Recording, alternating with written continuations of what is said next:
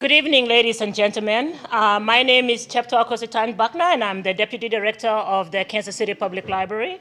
It's very exciting to be hosting this event tonight here at the library. Steve has been a great friend of mine, but also a great friend of the library, so we are really honored to be doing this for him tonight.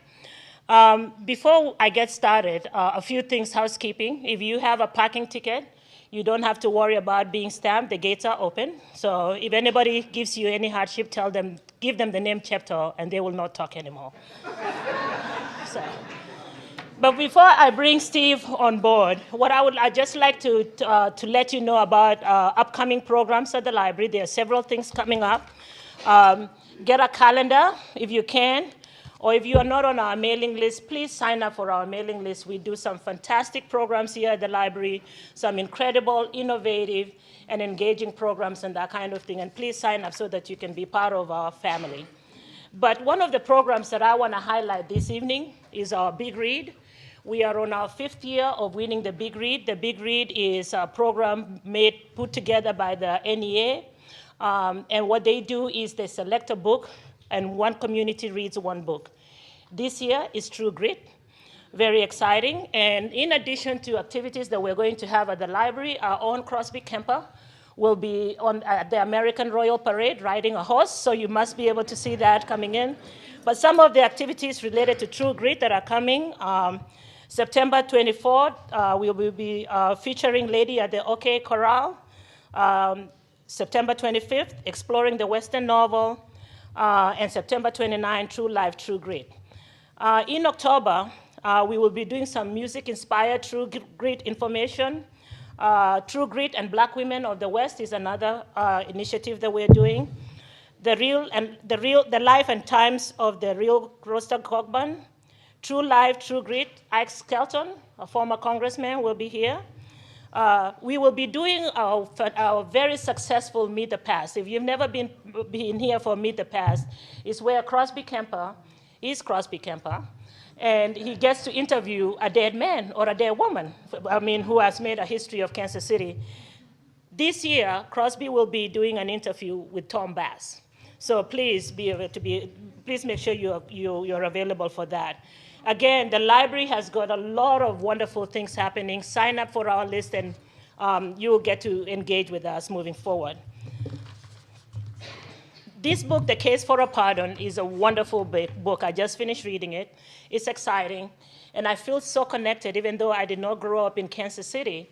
It is just really amazing how Pete ONeal, in a lot of ways, we are connected, because I immigrated to the United States, and he went to East Africa, where I came from.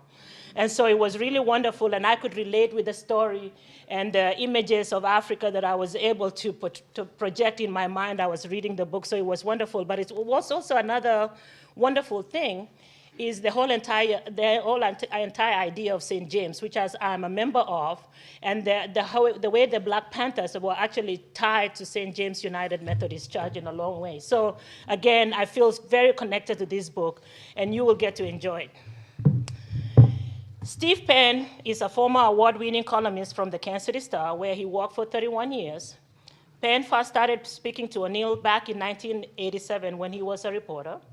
Since then, Penn has written extensively on ONeal's journey from a fiery militant leader of the Kansas City chapter of the Black Panthers through his transition in life to a responsible village elder and owner of a thriving children's home.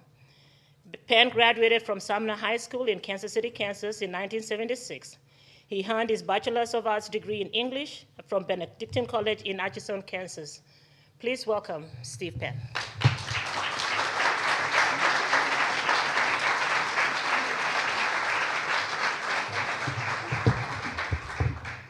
Thank you all for coming. I appreciate it. A strictly literary pursuit has transformed and blossomed into an all-out pursuit for justice. That's right. My book, Case for a Pardon, the Pete ONeal story, has transformed into the Justice for Pete campaign. By that I mean a group of us, Congressman Emanuel Cleaver, Alvin Sykes, and Reverend Samuel Mann, are actively pursuing the proper way for Pete ONeal to return to Kansas City. And I am proud that my book is the motivation and the catalyst for such an effort. First, let me get some housekeeping things out of the way. We have a couple of celebrities in the house. Mr. ONeal, would you stand? Mr. Hill, would you stand?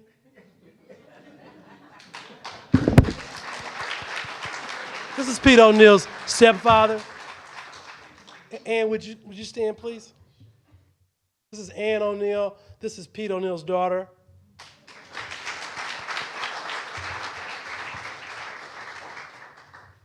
First, let me give you a little bit of context and a little bit of history. Pete ONeal was born just not long ago, July 27th, 1940. He was raised really not far from here off of 12th Street and the Paseo in the old T.B. Watkins housing project. After the riots of 1968 and following the death of M.L. King, Pete ONeal emerged as a leader of the Kansas City chapter of the Black Panthers.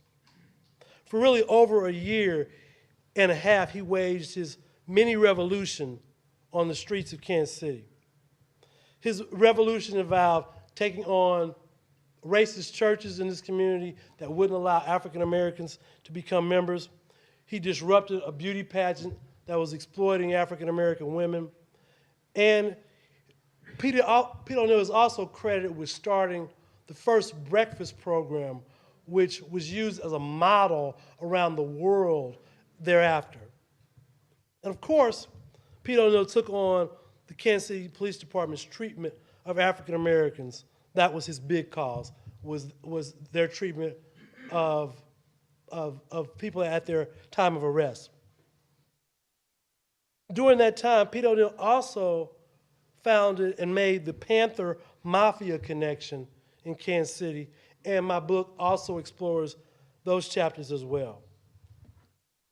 Finally, in 1969, Pete ONeal was charged with transferring a weapon across state line.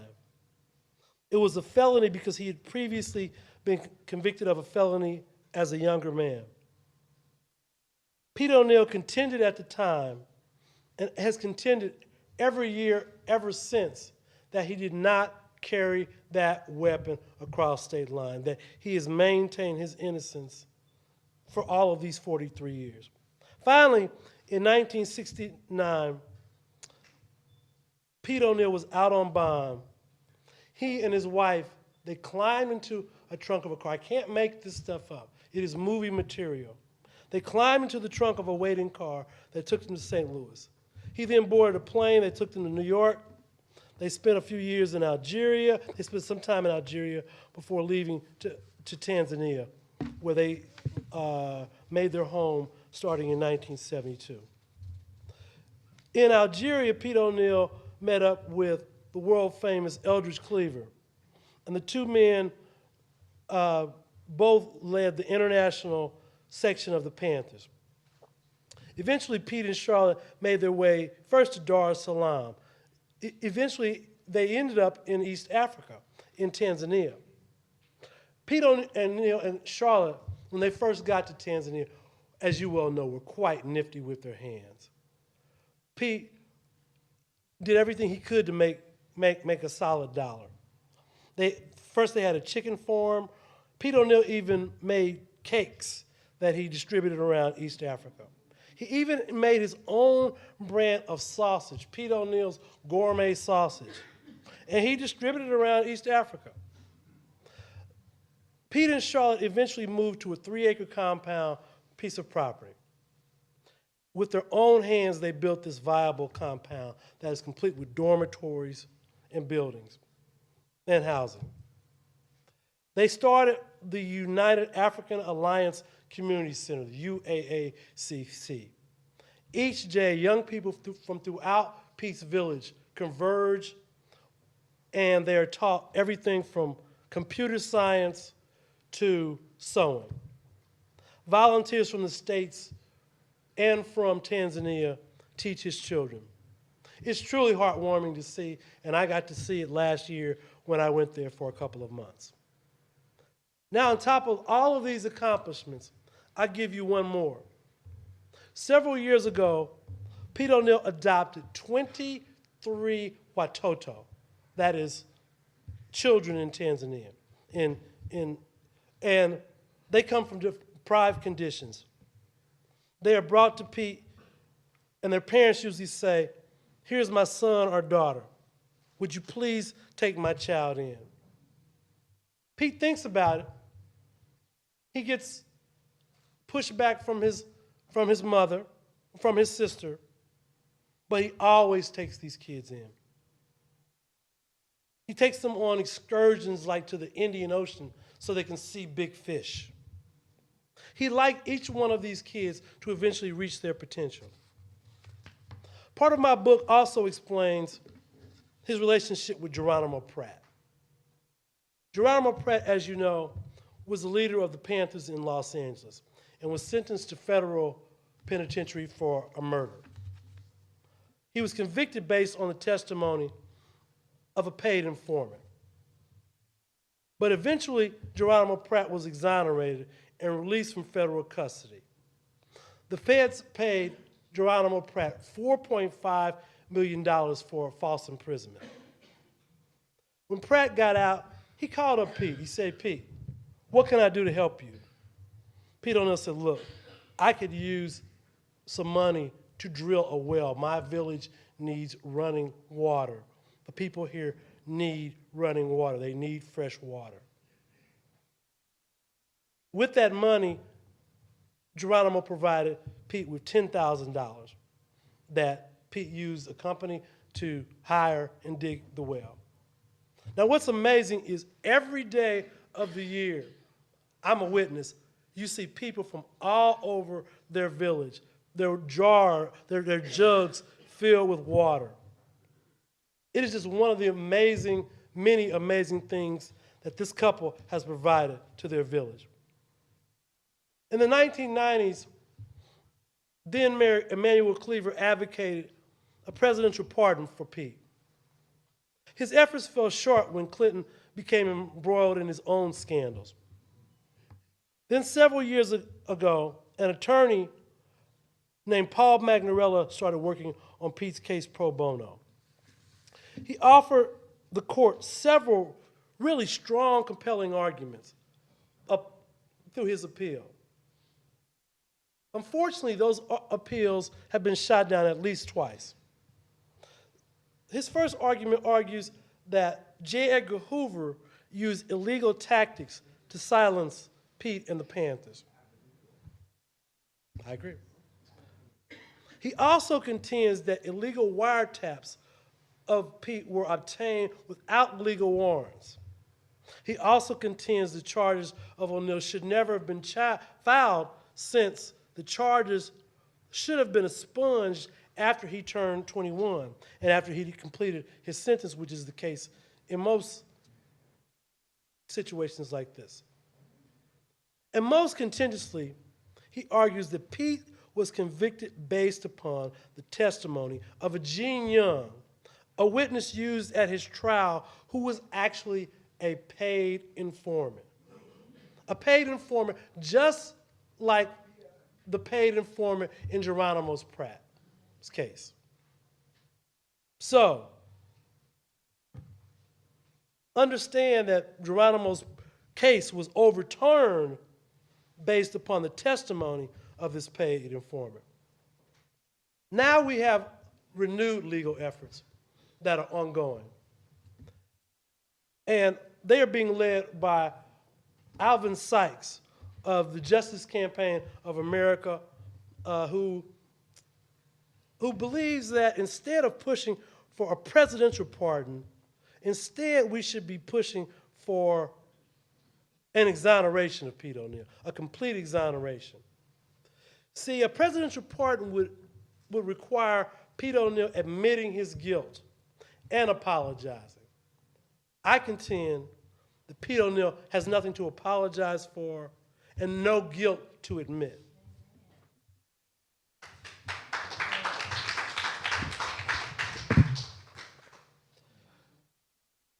Now I'm going to read an excerpt from my book.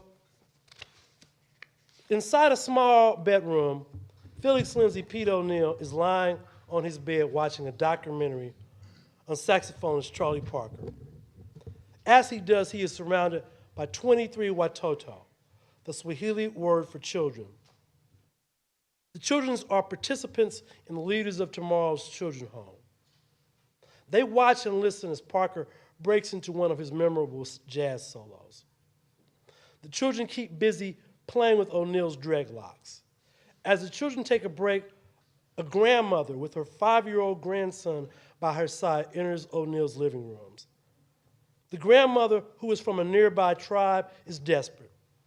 She explains in Swahili that her son-in-law recently died and left her daughter with children that she is unable to provide for.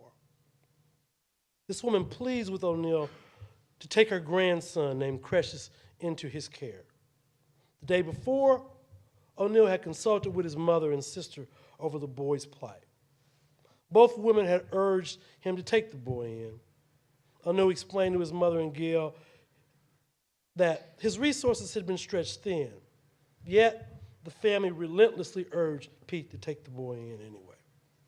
My daughter has no hope and no job, the grandmother pleads. My daughter has another child, and she simply can't care for this one.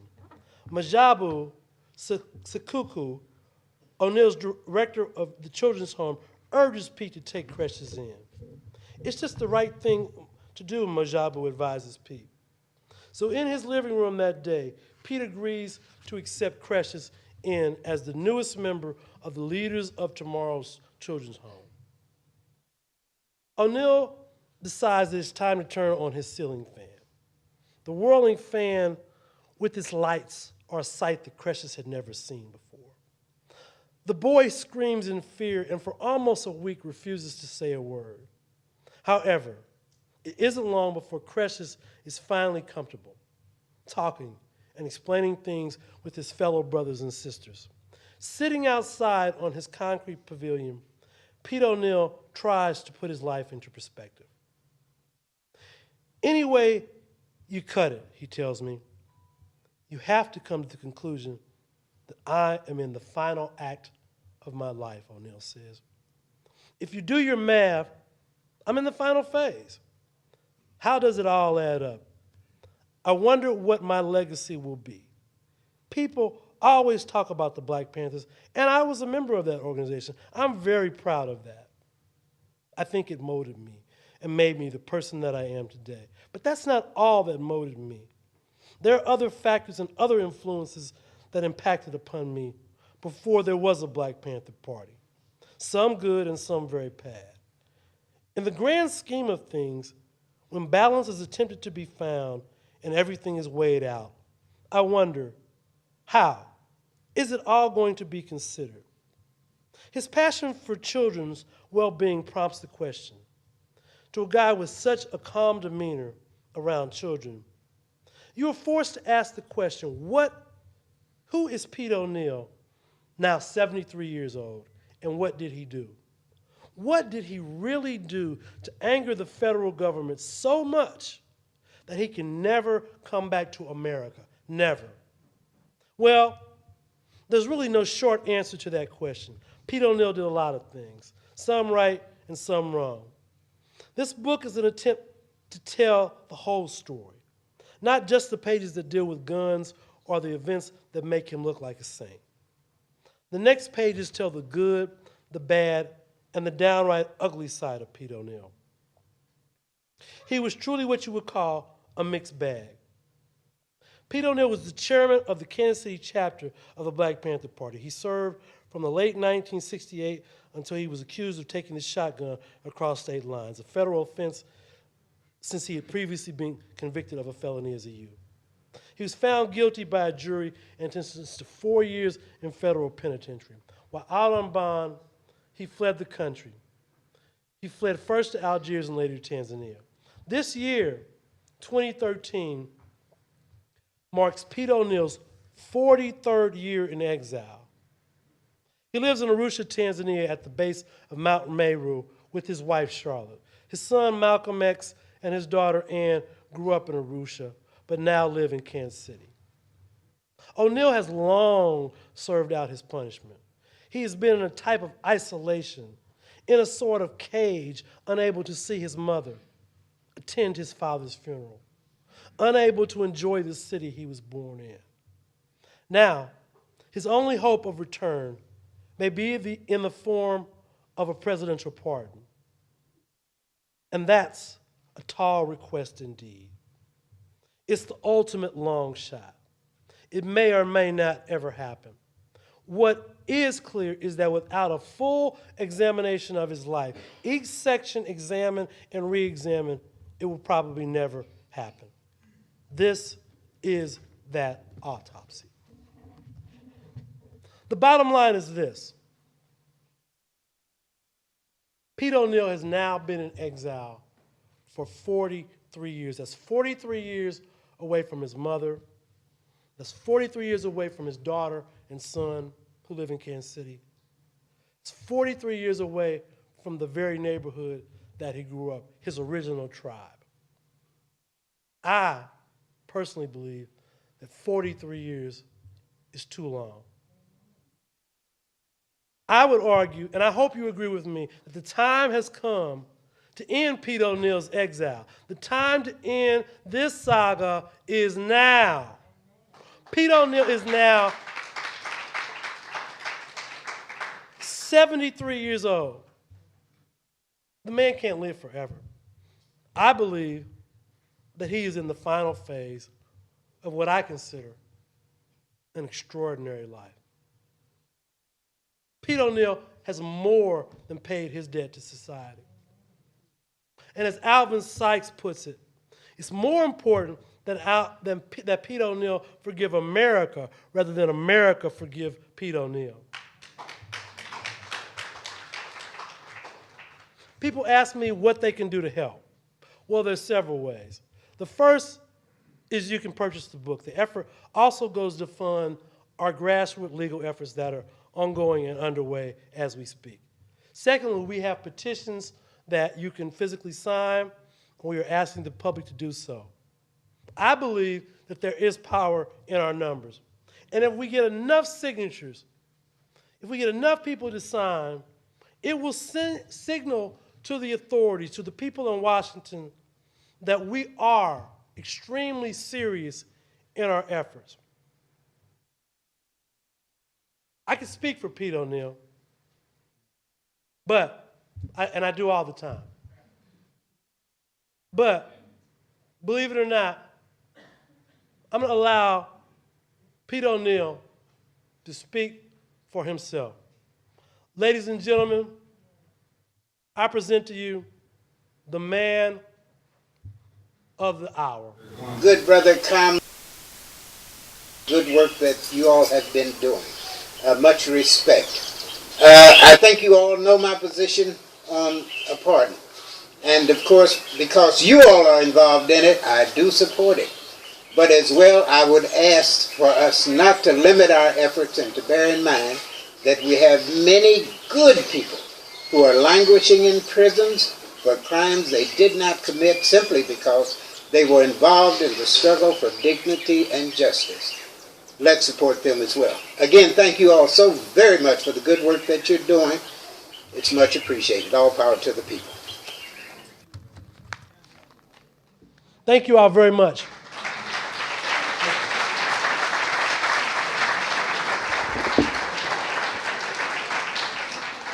Thank you, Steve. Steve will be out there. There are books for sale, and he will be signing books. Again, if you've never been in the library before, we'd like to get your information so you can join our family. Thank you for coming.